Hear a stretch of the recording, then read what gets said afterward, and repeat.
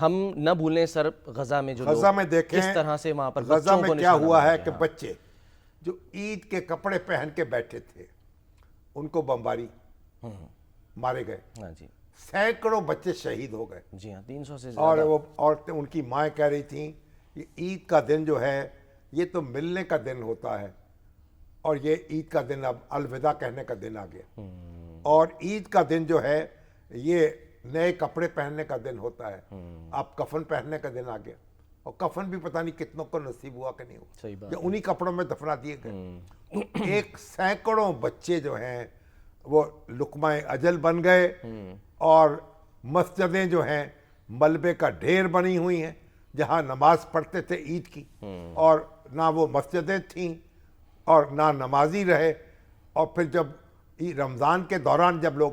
سحری میں، افطاری پہ بیٹھتے تھے، اور سحری افطار میں بھی، پہ ہاں جی، اور سحری پر، ہاں، اس وقت میں باری ہوتی تھی، ہاں جی۔ اور سینکڑوں لوگ جو ہیں لقمہ اجل بن گئے۔ 18 ابھی جو مارچ سے وزارت اب تک، صحت ہے ہاں جی 18 انہوں نے مارچ، اعلان کیا ہے کہ جو کل ہے یعنی مرنے والے جتنے تھے نا جی 75% ان میں خواتین اور بچے، ہاں جی کیونکہ بچے بیچارے جو ہیں دوڑ نہیں پاتے جب بمباری ہوتی ہے ہاں نا، جی بالکل 5 سال کا، کوئی 7 سال کا، کوئی 8 سال کا، تو اور یہ 50,357 اس وقت تک شہادتیں ہو چکی ہیں، اور وزارت صحت کے، صرف 18 مارچ سے اب تک 1000 افراد، ٹھیک ہے نا، ہاں جی اور مگر ابھی تک بھی لوگ ملبے سے برآمد ہو رہے ہیں، اجتماعی قبریں بنی ہوئی ہیں، اور 1,14,400 لوگ زخمی ہو چکے ہیں، جی ہاں اور ان میں سے کتنے اپاہج ہو گئے، کتنے بستروں پہ لگ گئے۔ اب یہ دیکھیے کہ یہ جو فرعون تھا یہ بچوں کو مارنا تو فرعون کی روایت ہے نا، اور فرعون جو ہے نومولود کو وہ کہتا تھا، اس کو کہا کہ بھئی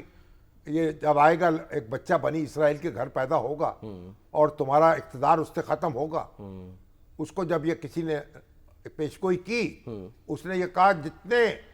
جتنے بچے پیدا ہوں نومولود سارے نومولود ان کو ہلاک کر دیا جائے، اور بچے جو ہیں جو لڑکے پیدا ہوتے تھے ان کو ہلاک کر دیا جاتا تھا۔ تو حضرت موسیٰ کی جو والدہ تھیں انہوں نے ان کو صندوق میں رکھا اور دریا میں بہا دیا، جی ہاں اور وہی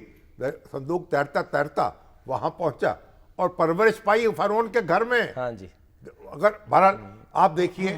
یہ جو آپ کا اسرائیل ہے یہ حضرت موسیٰ سے تعلق جوڑتے ہیں، ان کے پیروکار ہیں، ان کی نسل سے ہیں، بنی اسرائیل کہلاتے ہیں اپنے آپ کو، اور جو کر رہے ہیں وہ کام کر رہے ہیں جو فرعون کرتا نے تھا، کیا بچوں کو ہلاک کر رہے ہیں۔ بالکل اور پھر امریکہ جو ہے، امریکہ میں ٹرمپ صاحب جو ہیں ہاں جی ان کے ماتھے پہ تیور ہی نہیں، امریکہ میں جناب بچھا جا رہا ہے